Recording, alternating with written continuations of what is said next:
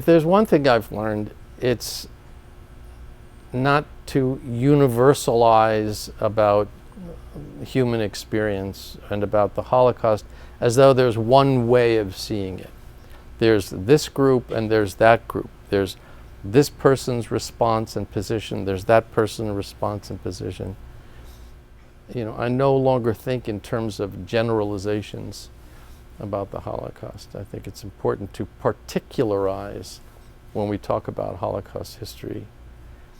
That was one of the big issues in the establishment of the Washington Holocaust Museum. It almost didn't get built because of this very issue. Shall we just focus on the Jewishness of the Holocaust, or should we expand to include the Armenian genocide, other genocides that have occurred throughout history? There were other communities who were targeted by the Nazis and so on. And I think the prevailing curatorial position there that finally led to the museum opening was that, no, this is not about the Holocaust as an example of something. The Holocaust is a very specific historic event that needs to be addressed on its own terms. What do I tell people today about why anti-Semitism is still alive and well? That's the world going about its business. It's always been that way, you know. It's a dark, difficult world out there. People want to blame somebody.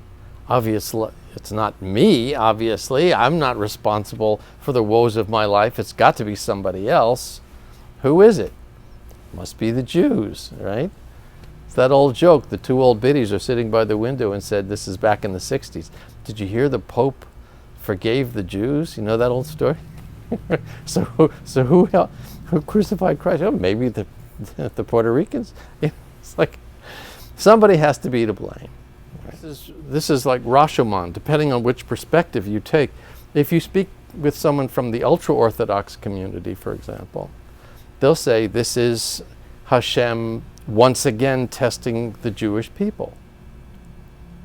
You know, whether it's the Crusades or you know, whatever it is, the trials of the Jewish people are because we wander too far away from our religious roots. And this is to bring us back in line. That's not a particularly popular point of view, but I think it's one that deserves attention. We generally are exposed to the Zionist perspective, which is this is what happened to us when we didn't have our own state, when we didn't have our own armies, when we couldn't protect ourselves. Never again means now we have an identity, a world identity, and we're not going to lose it. So different perspectives, and I think they all deserve a hearing.